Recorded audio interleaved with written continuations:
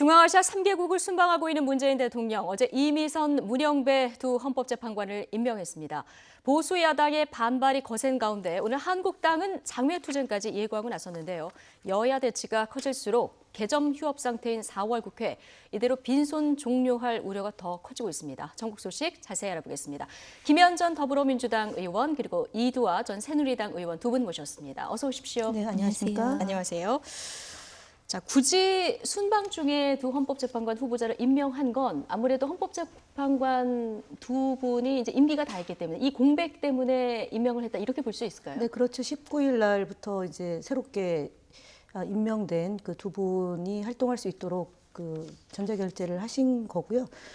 크게 변경되는 사유가 없지 않습니까? 네. 일단은 정의당에서도 그러니까 적격 의사를 냈고 박지원 의원 역시도 적격 의사를 냈기 때문에 야당, 그러니까 일각의 주장이 과도하게 정략적이고 정치적으로 흐르는 것에 대해서는 일단은 차단할 필요가 있다라고 보여지고 네. 대통령께서 전자결재는 이번만이 아니더라도 그 임기가 시작할 즈음에 전자결재를 하신 적이 있기 때문에 하셨다. 이번에도 그렇게 처리했다라고 봅니다. 예, 정의당이 데스노트에서 내려놓은 이 부분이 좀 컸습니다. 컸다고 네. 아, 그랬겠군요.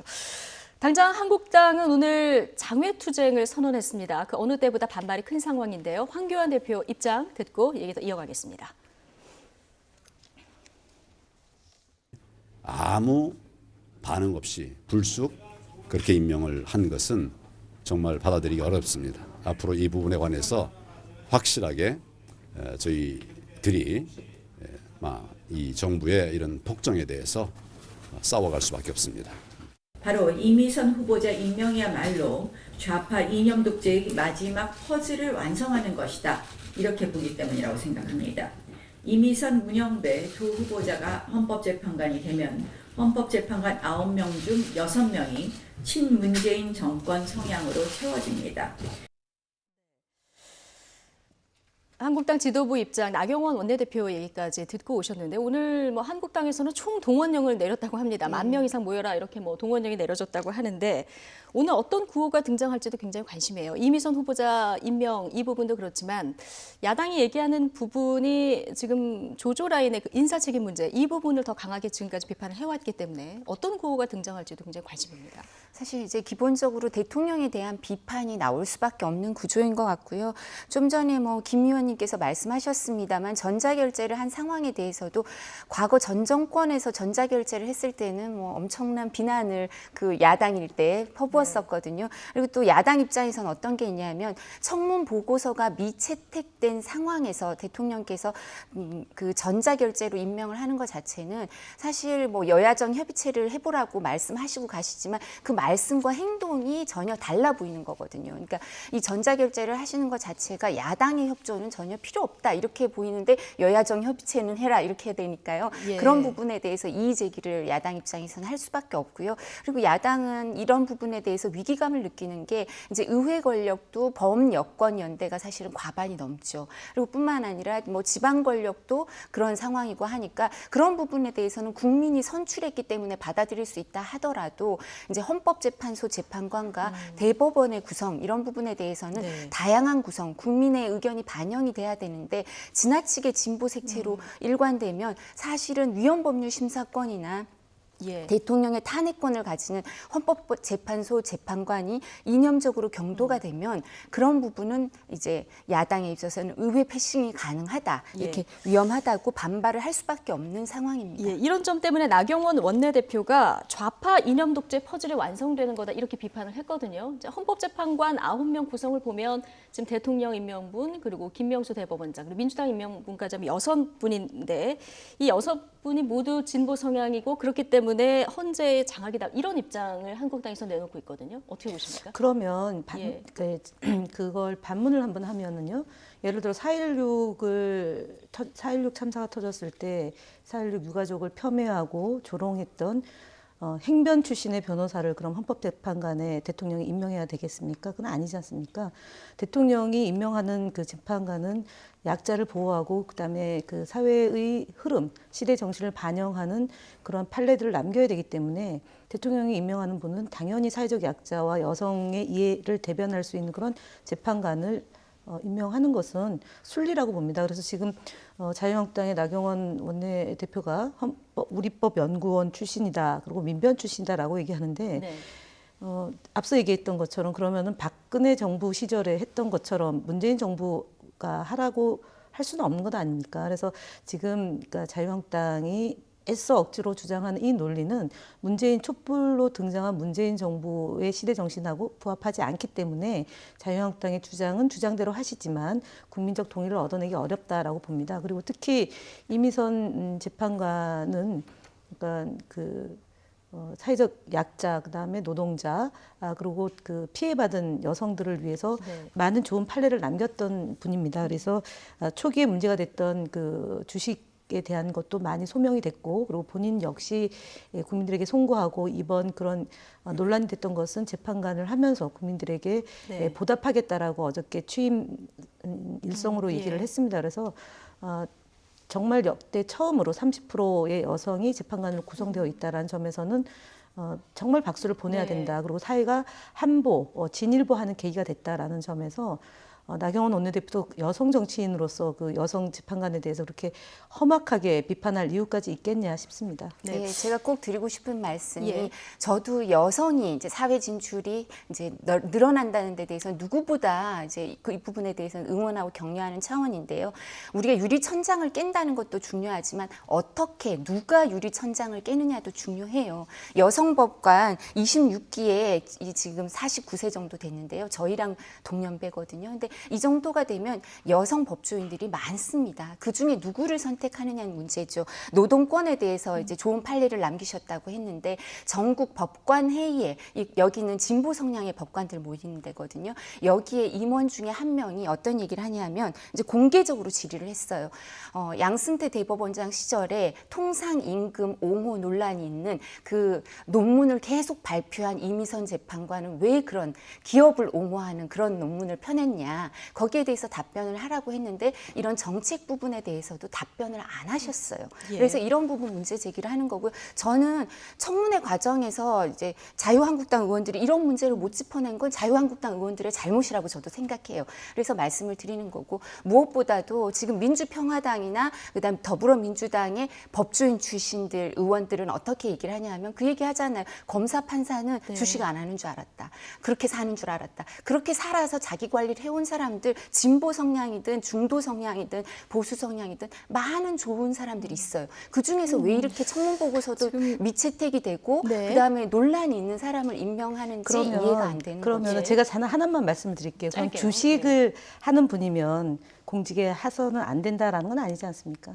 판사 검사는 주식을 우리 세대만 해도 안 하고 산 사람이 훨씬 많습니다. 네. 대부분. 아니, 그렇다고 해서 예. 불법은 아니니까요. 네. 자, 지금 그러니까 뭐 배경이나 걸어온 길이 소수 약자들의 어떤 인권을 대변할 수 있는 그런 자질이 있다, 소양이 있다 이런 얘기를 해줬고 그 부분도 검증이 안 됐다. 이두아 전 의원께서는 그런 입장을 주셨는데 어쨌든 국민 여론이 일주일 사이에 조금 변화된 측면이 있습니다. 그 주식 논란이 일었을 당시에는 부적격하다 의견이 훨씬 높았는데 일주일 뒤에 여론조사를 해봤더니 이게 찬성과 반대가 좀 비등비등해진 부분이 있어요. 그러니까 처음에 이제 15일 날 리얼미터에서 조사할 때는 자격에 대한 질문이었습니다. 그래서 29대 55로 그러니까 그 부적격하다라는 여론이 예. 더 높았던 건데요. 당시에 언론의 보도가 111건으로 보도를 합니다. 그러니까 무지막지하게 이제 부적격하다는 여론을 굉장히 강조를 하기 위해서 언론 보도가 있었고요.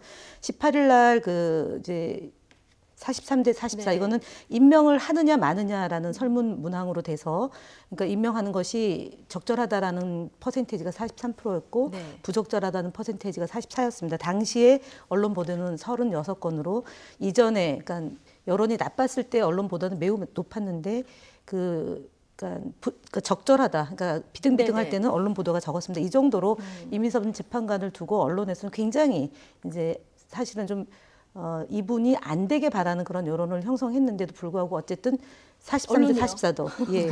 실제로 그러니까 이거는 그렇진 않았네요. 아니 예, 그렇진 않았죠. 제가 얘기하는 거는 15일 날 예. 보도한 그 부적격하다는 보도가 111건이고요. 예. 그러니까 43대 44로 했을 때는 보도가 네. 36건밖에 안 됩니다. 이건 종이 신문의 얘기입니다. 그러니까 예. 방송 보도를 얘기를 하는 게 아니고요. 예. 그렇게 했음에도 불구하고 어쨌든 임명을 했는데 결국은 그러니까 많은 부분이 해소가 됐다. 특히 이제 앞서 얘기했던 정의당도 그러니까 부적격에서 적격으로 주말을 경과하면서 주식을 매각을 했고, 그 다음에 이것이 부적절한 그 주식 투자가 아니고, 네. 그러니까 합법적 불법이 없었다는 것이 내부적으로 확인이 됐다라는 청와대 소명을 듣고 정의당의 입장이 바뀐 거고, 박지원 의원도 마찬가지로 예. 적격 입장이 바뀌어서 이렇게 여론이 네. 여론전에서 어쨌든 비등비등한 여론이 나오게 된 것 아닌가 예. 봅니다. 이도하 의원님은 이 예. 여론의 변화는 어떻게 읽으십니까? 좀 전에 김 전 의원님 말씀하신 것처럼 일반적으로 청문회가 끝나고 나서 보도수가 확실히 준 것 같아요. 근데 그 관련해서는 이제 사회 뉴스가 많았죠. 뭐 강력 범죄도 있고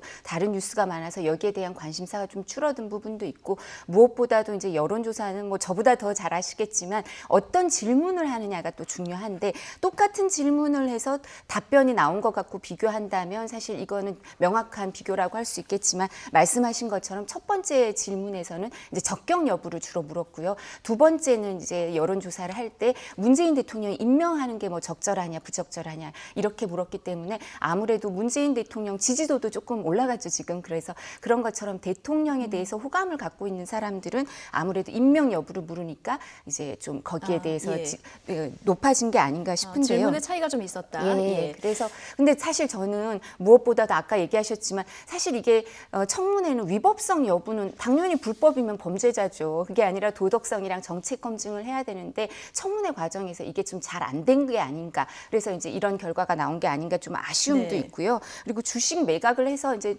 논란이 없어졌다 이렇게 일부 국민들이 생각하실 수도 있는데, 그럼 이제 판검사 사회에 이렇게 알려주는 거죠. 주식을 해도 된다. 자유로이. 근데 이제 임명이 되면 문제가 되면 팔고 이제 임명되면 된다. 근데 이거는 아마 아주 여파가 큰 사안일 겁니다. 예, 어쨌든 임명 강행은 됐고 한국당은 동원할 수 있는 모든 수단을 동원하겠다 이렇게 반발하고 있는 상황입니다. 여당에서는 이것이 국정 발목 잡기다 이렇게 야당을 비판하고 있는데 이 얘기도 들어보고 오겠습니다.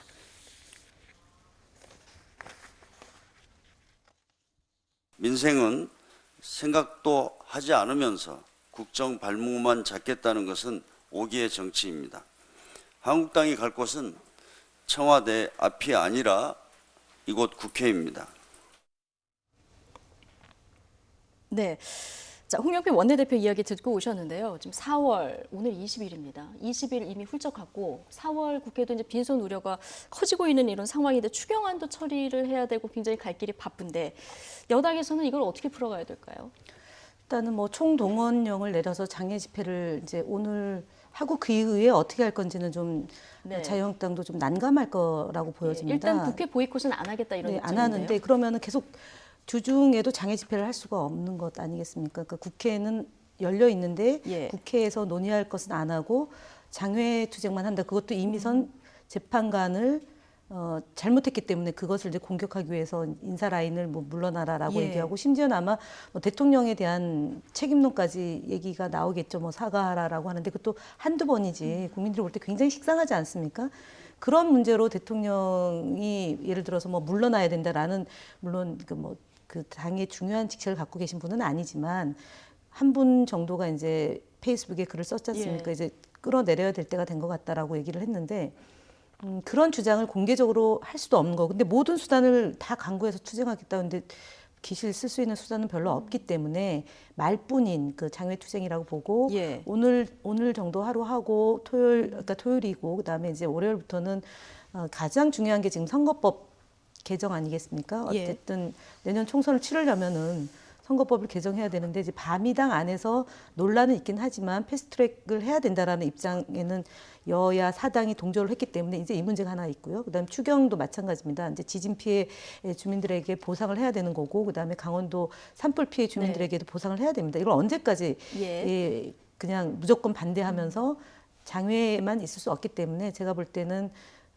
패스트트랙을 논의하기 위해서 여야 사당이 월요일부터 논의가 진행되면 자유한국당도 지금처럼 마냥 뭐 이렇게 예. 뒷짐지고 있을 수는 없을 거다라고 봅니다. 그러니까 민주당에서는 보이콧 한국당이 안 하겠다고 하지만 어차피 일정을 협조 안 하면 이게 꼼수 보이콧 아니냐 이런 비판도 지금 나오고 있는 상황인데, 할 수 있는 모든 수단을 동원하겠다고 앞서 이제 한국당에서 예. 얘기를 했는데 어떤 방법들이 있습니까? 근데 지금 말씀하신 예. 것처럼 야당은 이제 더불어민주당도 마찬가지죠. 야당일 때 생각해 보면 장외 집회 항상 해요. 야당은 안 한 적 별로 없으시고 야당도 이제 그 국민들에게 본인 지지층 그다음에 이게 지지층에게 이런 방법을 알리는 방법 중에 하나가 이제 장외 투쟁이라는 방법이 또 하나 있을 수 있기 예. 때문에 이게 바람직한지는 뭐 논란이 있을 수 있지만 야당이 쓰는 수단의 하나일 수밖에 없고요. 국회 보이콧과 관련해서도 일정 부분은 이제 이런 부분이 항상 야당에게 있어서 예. 수단의 하나로 써왔는데요. 지금 말씀하신 것처럼 무엇보다도 추경이 있고 민생 입법이 있으니까 이런 부분에 대해서는 제 생각에는 자유한국당도 어느 정도 협조는 할 수밖에 없을 거예요. 그리고 추경에 심사에 안 들어가면 항목이라든가 금액에 대해서 이제 이 부분에 대해서 조정이 필요할 텐데 야당 네. 입장에서 그걸 심사에 참여하지 않는 건 부적절한 방법이라고 생각을 하고요. 지금 말씀하신 것처럼 장외 투쟁 외에 뭐 국회 이제 일정이라든가 여러 가지 방법으로 이렇게 그 효율적인 투쟁 수단을 찾겠지만 항상 야당에게는 이 투쟁 수단이 아주 제한돼 있고 이런 국민들이 보기에는 좀 일정 부분 과격해 보이는 장외 투쟁이나 집회 이런 거 외에는 정말 이렇게 그렇게 많은 수단이 있는 것 같지는 않습니다. 예. 그런데 장외 투쟁을 병행하겠다는 입장이죠. 예. 자, 이런 가운데 대통령 지지율을 좀 살펴보면요. 어제 나온 갤럽 여론조사, 지난주에 대통령 지지율이 큰 폭으로 올랐기 때문에 이번 주에 어떤 추이를 보이느냐 이게 굉장히 중요했었는데 1%포인트지만 올랐고 민주당도 더불어 올랐습니다. 일단 여당에서는 이걸 어떻게 보고 계십니까? 일단은 그 자유한국당이 지지율이 오른 것이 이제 뭐 대체로 국민들이 얘기할 때 저희가 좀 잘못했던 일이 발생하면 그 반사이익, 반사이익으로 예. 올랐던 건데 이번의 경우는 어쨌든 아마 4.16 그 유가족들을 폄훼한 예. 차명진 전 의원 그다음 정진석 의원들의 발언이나 그것을 이제 5.18 그 이제 유가족들을 또 폄훼한 이 발언이 같이 이제 맞물리면서 예. 자유한국당이 좀 기대를 해볼 만 했는데 보수 쪽에서 볼 때 좀 예. 기대를 할 뻔 했는데 결국 도로 그 이제 박근혜 정부 때 벌어졌던 그런 인식의 격차를 벗어나지 못하고 있다. 그래서 야, 정말 기대할 수가 없구나라고 실망해서 이제 그 실망한 그룹과 그다음에 예. 그래도 문재인 정부를 그 좀 잘 할 수 있도록 뒷받침해야 되는 것 아니냐라는 그런 여론이 반영된 거라고 봅니다.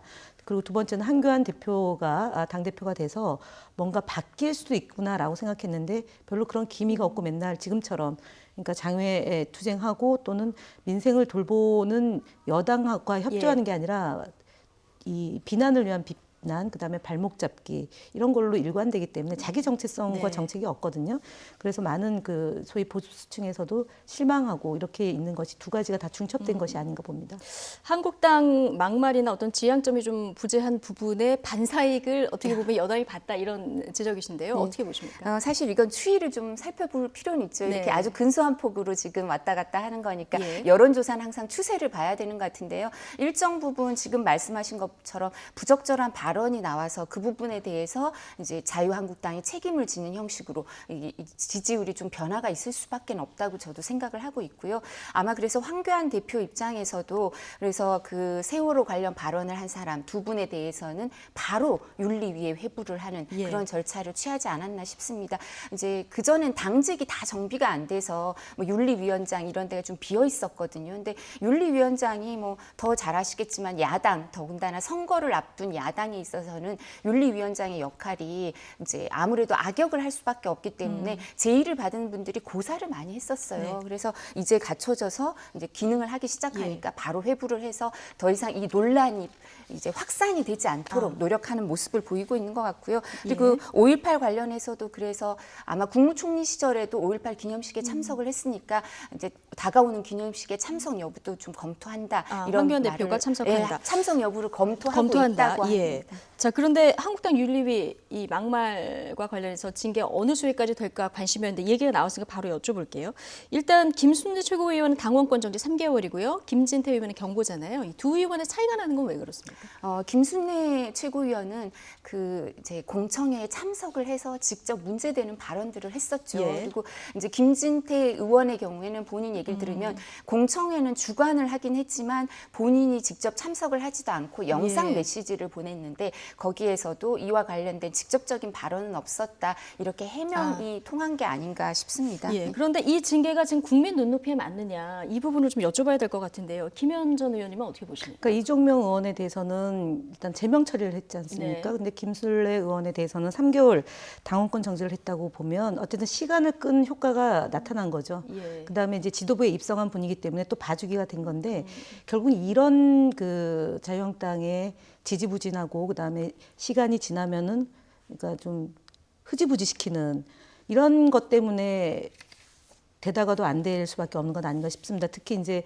세월호 관련해서 막말한 것은 이제 징계권을 이제 시작하겠다, 이제 예. 그 논의를 시작하겠다라고 했는데 그것이 논의를 시작할 상황의 수준의 내용은 아니지 않습니까? 바로 징계에 어저께 들어가야 된다는 징계 처리를 사안이고. 했어야 되는데 예. 시간을 끈다는 것 자체가 홍준표 전 대표가 어떻게 이것이 징계 사안이냐라면서 당내 갈등의 요인, 예. 불씨로 등장하니까 한교안 대표가 다시 시간 끌기로 넘어간 겁니다. 그래서 그 5.18 막말 특히 이제 이상한 괴물 집단이 만들어내서 세금을 축내고 있다라는 얘기와 예. 그다음에 유공자의 명단을 공개해야 된다라는 식의 개인정보 보호뿐만 아니라 무리한 요구를 한 것에 대해서도 3개월 당원권 정지밖에 안 하는 솜방망이 예. 처분에다가 이 두 분에 대해서 징계를 논의를 시작한다라는 식으로 하는 것 자체는 결국은 자유한국당의 한계, 그러니까 세월호를 그동안 갈등의 소재로 악용하고 국민을 예. 분열시키는 그런 요인으로 했던 그 김기춘 전 비서실장의 지시사항이 2014년도에 있었고 그것이 일관되게 그러니까 자유한국당의 버팀목이 됐던 부분이기 때문에 제가 볼 때는 징계 처분을 잘 못 처리할 수밖에 없는 상황에 놓여 있다. 시간을 끌면 끌수록. 지금 특히 예. 세월호 막말 관련 부분은 네. 흐지부지될 가능성이 높다 이렇게. 네, 말씀해 왜냐하면은 주셨거든요. 지금 예. 이제 이 자유한국당을 지지하는 그 그룹 중에 이런 생각을 실질적으로 갖고 있는 그룹이 적극적으로 자유한국당을 지지하는 의사표시를 하는 분들입니다. 특히 이제 네. 5.18 망언이 나오게 된 배경 역시도 우리가 흔히 말하는 태극기 모독을 하는 그 집회에 나온 분들이 이 세월호를 이렇게 그동안 주장해 왔습니다. 그리고 5.18도 그렇게 주장을 해왔기 때문에 그 연장선상에서 전당대회를 앞두고 의원들이 이렇게 주장한 예. 거기 때문에 시간을 끌면 끌수록 세월호 문제에 대한 징계 처분은 하기 어려워지는 국면으로 맞이한다. 예, 지금 근데, 보수층 사이에서 지금 홍문정 의원도 그렇고요. 막말한 우리의 식구를 보호해야 된다 이런 뭐 얘기들이 나오고 있는 상황이라서 황교안 대표는 일부 보수층에서 또 이런 얘기도 나오고 막말에 대한 국민 정서도 감안해야 되고 굉장히 머리가 복잡할 것 같아요. 근데 더불어민주당도 보면 예. 아시겠지만 사실 여러 가지 다양한 의견을 가진 사람들도 있죠. 그래서 좀 아주 이렇게 본인의 그 이념 성향이 좀 극단적인 성향으로 표출되는 사람들도 어느 진영에나 있을 수밖에 네. 없어요. 근데 자유한국당 내에서도 다양한 의견을 가진 사람들이 있고 그 사람들이 의견을 표출할 수는 있죠. 그걸 막을 수는 없잖아요. 당내 민주주의를 생각한다면. 근데 거기에서 제가 생각하기에는 아까 뭐 김기춘 전 실장이 지시를 내리고 그게 자유한국당에 계속 내려온다고 말씀하시는데 그거는 정말 전혀 부적절한 말씀인 것 같아요. 그걸 어떤 근거로 그렇게 말씀하시는지 그건 좀 부적절하고요.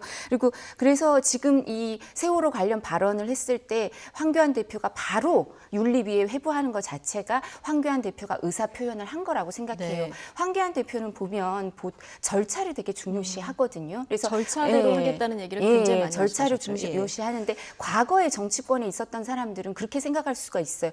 당 대표면 뭐 윤리위에다가 어떤 식으로 결정해라, 언제까지 결정해라 이렇게 얘기할 수 있는 거 아니냐. 근데 이렇게 말씀하신 것처럼 징계 절차를 개시하고 이렇게 약간 늦어지는 걸 보면 이거 황교안 대표의 의사가 아니냐 이렇게 생각하시는 것 같은데 황교안 대표는 정치를 오래 한 사람이 전혀 아니니까 절차를 중시하니까 윤리위에다 저는 그렇게 지시를 하거나 본인의 의사가 그렇다고는 생각 안 하고요. 자, 당내 의견을 반영하는 시간이 조금 걸릴 수는 자, 그러면 있지만 이두하 의원님, 그렇게 생각하고 있지 않습니다. 차명진 전 네. 의원 그리고 정진석 의원 개인적으로는 어느 정도 징계 수위가 내려지는 게 맞다고 보십니까? 이제 사실은 개인적인 친분이 있으니까 참 발언하기가 어려워요 이럴 예. 때는. 근데 제 생각엔 당원권 정지 이상은 나올 가능성이 아주 높지 않나. 근데 예. 어느 게 맞다 이렇게 말씀드리긴 어렵고요. 예. 근데 단계별로는 그렇게 나오지 않을까 저는 예상을 하고 있습니다. 예.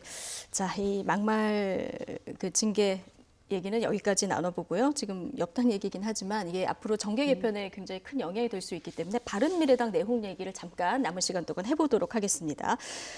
지난주 의총이 열렸는데 패스트트랙에 올릴지 말지 논의를 하려다가 개파 간 갈등만 확인하고 이제 끝난 이런 의총이 돼버렸는데 지금 보수로 회귀하고 싶은 분들도 있고 이 안에 자강론을 펴는 사람들도 있고 또 제3지대에서 이렇게 진보 쪽으로 가고자 하는 의원들이 다 섞여 있는 이런 상황이라서요.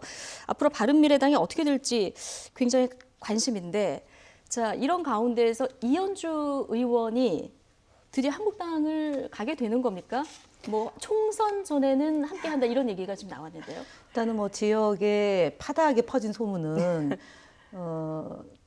부산에서 출마하겠다 부산, 예전부터요. 예. 그렇기 때문에 목표를 정해놓고 정치를 하고 있다 이분은. 예. 그래서 그 부산으로 가기 위해서는 어쨌든 자유한국당의 당적을 가져야지만 당선 가능성이 유력하게 하잖아요. 예. 그래서 자유한국당의 가기 위한 포석으로 그동안 굉장히 이 바른미래당 안에서 특히 보궐선거 진행 중일 때 당대표를 찌질하다 또는 벽창호다라는 식의 망언을 해서 당으로부터 징계를 받은 거 아닙니까? 그래서 수순밟기를 하는 거죠. 쫓겨나는 수순밟기. 모습으로 불쌍한 모습으로 보여야지 자유한국당에서는 그래 고생했다. 우리 당을 위해서 바른미래당 안에서 열심히 투쟁했다. 그래서 고생했다 박수 치면서 그 당으로 갈 수 있는 것 아니냐 싶고요. 어저께 그래서 한국당에서 오라고 해야 내가 가는 것이다. 근데 한국당에서 이런 얘기도 어저께 하거든요. 이제 모 인사의 출판 기념회 때 뭐 꽃길만 걷게 하겠다. 꽃가마 태워서 모셔와야 원유철 되는데 언제 꽃가마 태워드릴지 네, 고민이다. 고민이다라고 얘기했고 그다음에 당내에서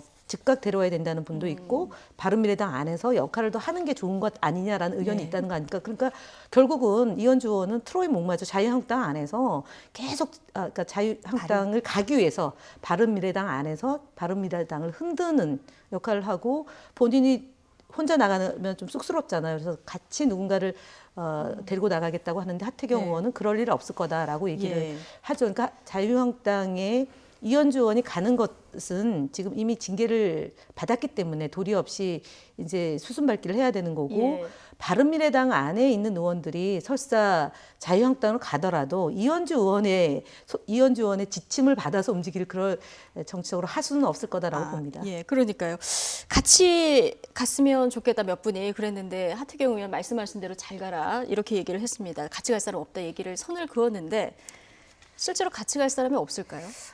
이제 이현주 의원이 총선 전에 가겠다 했는데 시점은 분명히 밝히진 예. 않았는데요. 말씀하신 것처럼 1년 당원권 정지가 됐기 때문에 명분 쌓기가 된 거죠. 이제 불감청이었죠. 고소원이었는데 이제 1년 당원권 정지가 되면 총선에 출마를 할 수 없으니까 예. 이제 명분 쌓기가 됐는데 다른 의원들 특히 이제 바른정당계 의원들 사이 의원하고 원외위원장은 이동할 가능성이 있죠. 정계 개편의 가능성이 보수 쪽에는 열려 있는 게 네. 분열되면 필패한다는 생각이 있거든요. 예. 그래서 바른정당계 이제 그 정치인들한테 많이 물어보면 가을을 전후해서 일정 부분 분기점이 있지 않을까 그리고 네. 겨울 전에는 정리가 되지 않을까라는 게 그분들의 희망 사항인 것 같습니다. 그래서 제가 얘기하는 예. 거는 이현주 의원과 같이 나갈 사람은 없다. 그러니까 같이 주어가 가요? 이현주 의원 같이 나갈 사람은 없다. 나갈 예. 사람은 있는데 네. 이현주 의원 시점이 손 붙잡고 나갈 사람은 시점이 없다. 좀 다를 수 예. 있다 이런 얘기죠. 앞서 이현주 의원이 이제 부산으로 한국당 몫으로 나갈 확률도 있다 이런 얘기를 해주셨는데 지금 민주당에서는 부산에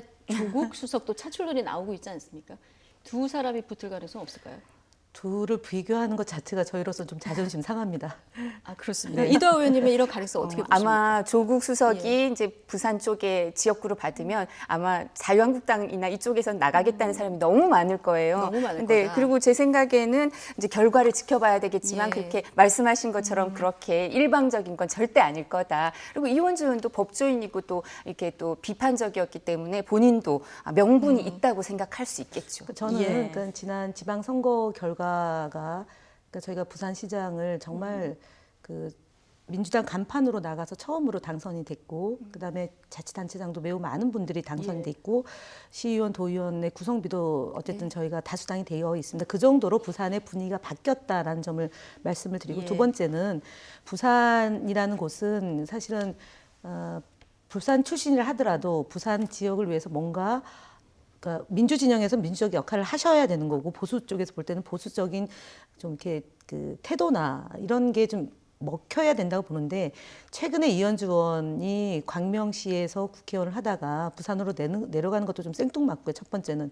두 번째는 이분이 그동안 보여준 정치 행보가 네. 사실은 보수 쪽에서 볼 때 그 합리적 보수 쪽에서 볼 때 좀 과도한 행위를 하고 있다라는 점이 있기 때문에 저는 예. 부산에서 정착하는 게 그렇게 쉽지는 않을 거라고 네. 보고요. 조국 수석에 대해서는 지금 현직에 있고 본인이 부정을 하고 출마에 대해서 난감한 얘기를 하고 있기 때문에 제가 이 자리에서 출마할 거다 말 거다라 얘기하는 것은 적절하지 않다라고 봅니다. 근데 조국 수석을 비롯해서 여러 사람들이 나와주면 정권에 이제 청와대에 근무했던 여러 사람들이 나오면 정권 심판론을 보수 쪽에서 내세우기가 좋죠. 예, 알겠습니다. 어쨌든 바른미래당 몇 분 전화 연결을 해보면 우리는 중도 실용 정당 자강을 해서 이렇게 갈 것이다 이렇게 얘기하시는 분들이 많거든요. 내용을 듣고 이렇게 갈지 아니면 정계 개편의 어떤 씨앗이 될지는 좀 지켜봐야 될 것 같습니다. 김현 전 더불어민주당 의원 그리고 이두화 전 새누리당 의원 두 분과 오늘 함께했습니다. 고맙습니다.